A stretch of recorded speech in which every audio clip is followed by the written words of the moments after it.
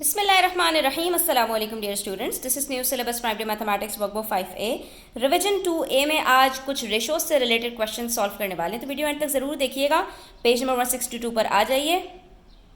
अच्छी लगे तो लाइक कमेंट शेयर कीजिएगा। चैनल सब्सक्राइब नहीं किया तो प्लीज़ सब्सक्राइब कर लीजिए। बच्चों, यहाँ पर हमारे पास बेसिकली रेशोज दिए हुए हैं, इक्विवेलेंट रेशोज, जिसके अंदर इज इक्वल्स टू का आपको निशान नज़र आ रहा है। एक तरफ कुछ रेशोज हैं और दूसरी तरफ भी कुछ रेशोज हैं।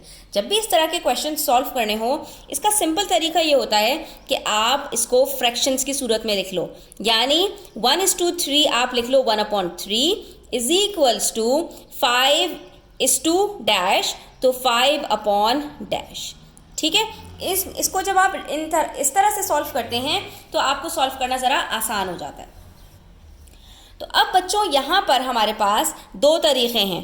पहला तरीका तो ये है कि जो नंबर्स आपके पास दोनों गिवन है, अगर न्यूमरेटर्स दोनों गिवन है तो न्यूमरेटर को, अगर डिनोमिनेटर दोनों गिवन है तो डिनोमिनेटर को उठा लीजिए।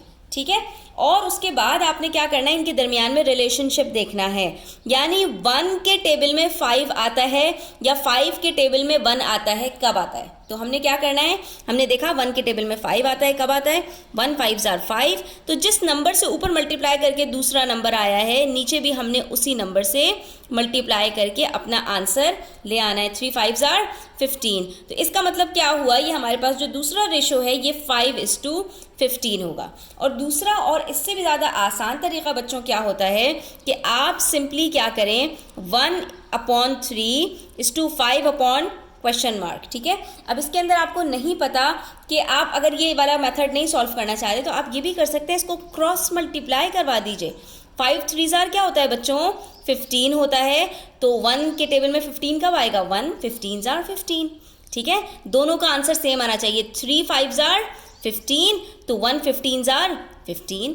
तो आपने यहाँ पर क्या लिखना है बच्चों, यहाँ पर वो नंबर लिखना है कि जिसको दूसरे नंबर से मल्टीप्लाई करके वही आंसर आ सके। तो यहाँ पर हमारे पास क्या आएगा, 15 आएगा। दोनों सूरतों में आपके पास आंसर सेम ही आएगा। ठीक है, उसके बाद आ जाते हैं पार्ट बी की तरफ। उसमें हमसे कह रहे हैं 5:6, तो हमने यहाँ पर किया 5/6 इज इक्वल्स टू, ऊपर वाला न्यूमरेटर अब की दफ़ा गायब है, डिनोमिनेटर मौजूद है। 6 के टेबल में 24 कब आता है, 6 4s are 24, तो ऊपर भी 4 से मल्टीप्लाई कर दिया, 5 4s are 20। तो इसका मतलब है हमारा ये आंसर क्या है यहाँ पर, 20:24। इसी तरह से देखिए ये क्या है, 25/डैश इज इक्वल्स टू 100/36। अब ऊपर न्यूमरेटर्स गिवन है, तो हम क्या करेंगे, 25 के टेबल में 100 कब आता है, 25 4s are। तो यहाँ पर कौन सा नंबर लेंगे हम, हमें नहीं पता। हम ये यहाँ पर कहेंगे कि 4 से मल्टीप्लाई करना है इस नंबर को कि 36 आ जाए। तो 4 के टेबल में 36 कब आता है, 4 9s are। तो यहाँ पर हमारा आंसर क्या हो जाएगा बच्चों, 9 हो जाएगा। तो इसका मतलब है हमारे पास ये रेशो क्या है, 25:9। इसी तरह से ये है 4/10 इज इक्वल्स टू 14/डैश। अब यहाँ पर एक प्रॉब्लम आ गई बच्चों, और वो प्रॉब्लम ये है कि हमारे पास 4 के टेबल में 14 नहीं आता। तो ऐसे में हम क्या कर सकते हैं, ऐसे में हम या तो जो दूसरा मेथड है उसको फॉलो कर लें, और या फिर हमारे पास जो पहले वाला नंबर दिया हुआ है इसको सिंप्लीफाई कर लें। यहाँ पर ये सिंप्लीफाई भी तो हो रहा है बच्चों, 2 2s are 4 और 2 5s are 10। अब ये क्या बन गया हमारे पास, 2/5 इज इक्वल्स टू 14/डैश। तो अब 2 के टेबल में 14 आता है, तो आप क्या करेंगे, 2 7s are 14, तो 5 7s are 35। इसका मतलब है हमारा आंसर क्या है बच्चों, 14:35। और दूसरा तरीका भी आप यहाँ पर अप्लाई कर सकते थे कि आप 14 10s are 140 होता है, और 4 के टेबल में 140 कब आएगा, ये आप डिवाइड करके देख लीजिए, आपको पता चल जाएगा। यहाँ पर आप करके देख सकते हैं, 140 को आप 4 से डिवाइड करके देख लीजिए, 4 3s are 12, बच गया 20, 4 5s are 20 सॉरी। तो आपके पास आंसर आ गया 35। ठीक है, जो मेथड आपको ईजी लगे आप यहाँ पर उसको अप्लाई कर सकते हैं। अब आ गया यहाँ पर हमारे पास 3 नंबर्स। अब हमारे पास 3 नंबर्स जब आ जाते हैं बच्चों, तो इसमें हमें किस तरह से इसको सॉल्व करना होता है ये हम गौर से सीख लेते हैं। अब यहाँ पर आप लीजिए, यहाँ के भी ऊपर के भी 2 नंबर्स और यहाँ के भी 2 नंबर्स। ठीक है, वही मेथड रहेगा, तीनों नंबर्स आपको लेने की ज़रूरत नहीं है, आप बस 2 नंबर्स ले लीजिए। हमने 2 नंबर्स ले लिए, 10/15 इज इक्वल्स टू 2/3। अब हम देख सकते हैं कि यहाँ पर हमारे पास जो बाद वाले नंबर्स हैं वो छोटे हैं। इसको हम किससे मल्टीप्लाई करें कि 10 आ जाए?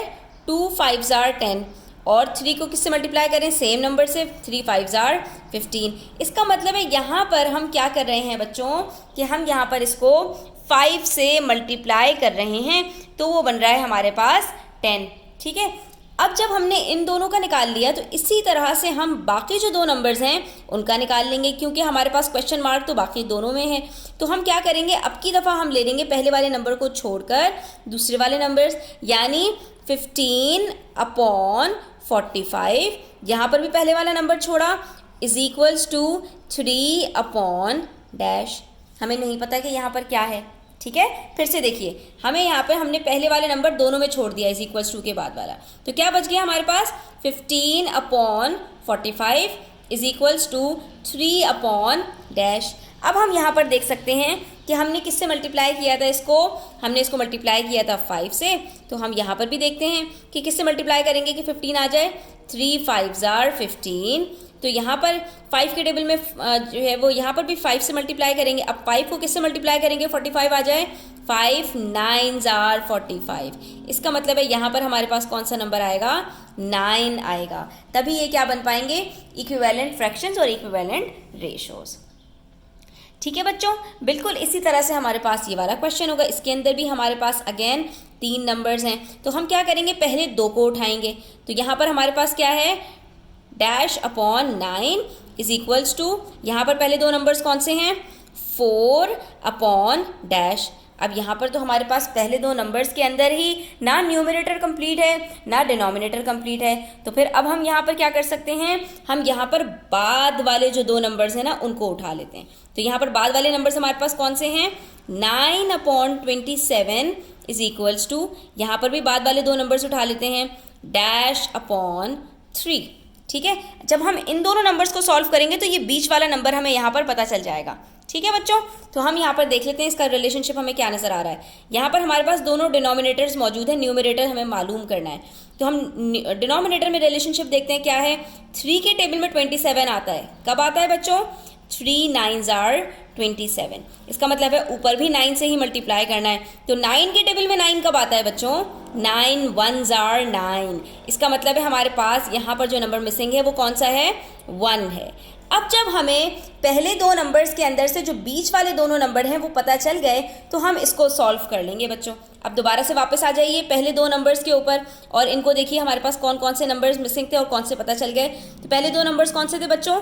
-9, ये अभी भी मिसिंग है, तो इसको एज इट इज़ रहने देंगे। इज इक्वल्स टू, यहाँ पर पहले 2 नंबर्स में से कौन से मिसिंग था? 1 मिसिंग था, तो हम 4 के नीचे अब क्या लिख देंगे? 1 लिख देंगे। तो इस तरह से हमें सॉल्व करना है इसको। जब 3 नंबर्स हो या 3 से ज़्यादा नंबर्स का रेशो होगा इक्विवेलेंट रेशोज के अंदर, तो वहाँ पर आपको ये वाली ही ट्रिक लगानी पड़ेगी कि आपको पहले 2 नंबर्स जो पता हैं, चाहे न्यूमरेटर में हो चाहे डिनोमिनेटर में हो, पहले आपने उससे दूसरे का रिलेशनशिप मालूम करके नंबर मालूम करना है और उसके बाद जो बाकी मिसिंग रह गए हैं उसको आपने फिल आउट कर लेना है। तो अब यहाँ पर मेरे पास डिनोमिनेटर्स मुझे पता हैं, तो हम इनका रिलेशनशिप देखेंगे। 1 के टेबल में 9 आता है। कब आता है? 1 9s are 9। तो ऊपर भी 4 के टेबल में कब आएगा? 4 9s are 36। तो इसका मतलब है हमारे पास यहाँ पर जो नंबर है वो क्या है? 36 है। तो हमारा रेशो क्या बन गया बच्चों? 36:9:27 इज इक्वल्स टू 4:1:3।